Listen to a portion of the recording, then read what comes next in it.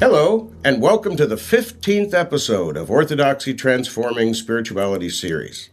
In this episode, we will look at more of the direct benefits of adopting the truths that we have learned in the preceding podcasts in this series. I want you to begin to apply these truths and really believe them and watch what happens in your life. We noted in one of the former podcasts that nothing is as it seems to be. A table is a table because we say it's a table. Actually, it's made up of non-table parts. This means that a table is totally dependent on non-table parts to be a table at all. Now think about that and let it sink in. I hope you have been meditating upon it and retraining your mind to remember the obvious. If everything is dependent on everything else for its parts, then, as we have seen, everything is totally connected. Tables are, if they are made of wood, totally dependent on trees. If they are made of plastic, they depend on oil, and all the transformations oil must endure to become plastic. The same is true if the table is made of solid steel. It is dependent on non-table parts of steel, which are dependent on the non-steel parts of iron ore, coal, heat, and other metals from the earth. Therefore, a steel table, a wooden table, or a plastic table depends totally on the earth for its existence. It depends on earth parts, which, after all, are non-table. This insight alone should produce wonder in anyone who believes it. If you believe that everything is made up solely of parts not belonging to itself, the whole world, everything we see, becomes somehow dependent on everything else. The world takes on a cooperative, magical hue if you have your eyes open to the truth of what has been obvious since the day you were born. Remember, as a child, one of your first questions about anything had to do with its components. You knew it wasn't the thing. It was made up of other things, not the thing you were looking at, and you were very interested to know what those other things were, and you would take things apart to see, and you wanted to know how they all worked together. Maybe you took things apart and put them back together again, once your curiosity was satisfied. I remember doing that with a transistor radio. I still can't understand how they work, but I know what they look like. Even a transistor depends on its non-transistor parts. This idea of interdependence changes the way we think about the world. Let's take all this into a more personal realm. You know that you are made of non-you parts. Now, this should instill in you a wonder about your own existence. How can you even be? What are you made of?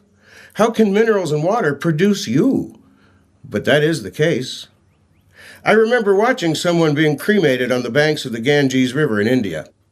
The only things left of the loved one, by the time they got done cremating, were a pile of brittle, burnt bones. Blackened minerals. Get rid of the water and the air, and you have minerals. And rocks are definitely non-human parts. Or at least we think so until we begin to tread the path of spirituality. How can all this be? Wonder. Awe. These are the emotions that flood anyone who really believes these things and allows them to dictate their behavior. Remember, belief brings behavior like clouds bring rain. Or should I say, non-clouds bring non-rain. You see, the world we live in is a wonderful place if you lift up your eyes to the truth that you were born with. You have simply forgotten, and now you are beginning to remember. Look at the one you love, or the one you hope to love someday. Aren't they a miracle? They are an assembly of parts that are not them. Yet, there they are. And how precious they are. What a miracle they are. How they should be honored and cherished because they can never be again. At least not like they are right now. Air, water, minerals, all non-human parts, yet there they are in your arms or in the arms of your imagination.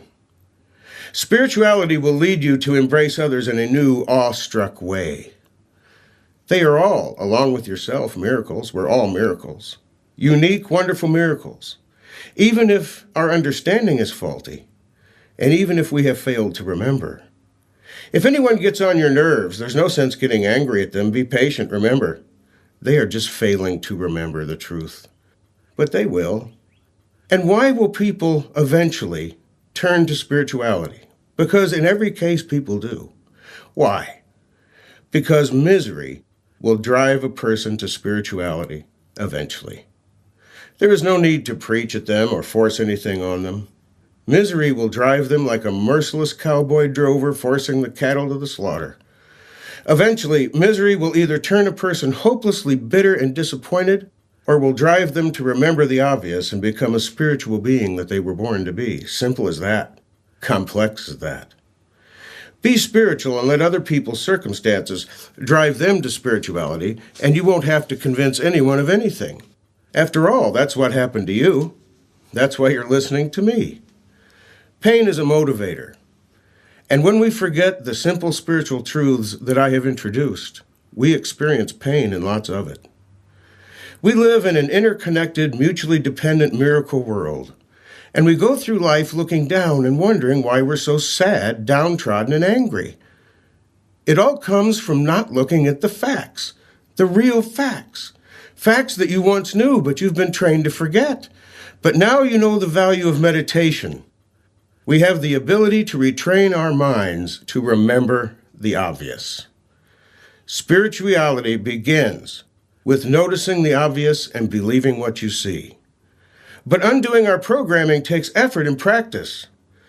Don't get sucked into some weird meditation ballyhoo. Meditation is simply retraining your mind to remember the obvious and those things which are self-evident. There is no need to chase some guru. You're your own guru. By the way, guru only means teacher. In the next podcast, we will look at more of the benefits of spirituality as we have learned it so far. Stick with it. Surely you haven't been disappointed yet. Come to the forum and share what's been happening in your life because of these simple truths, and be part of the great awakening on this planet, of which we are all a part.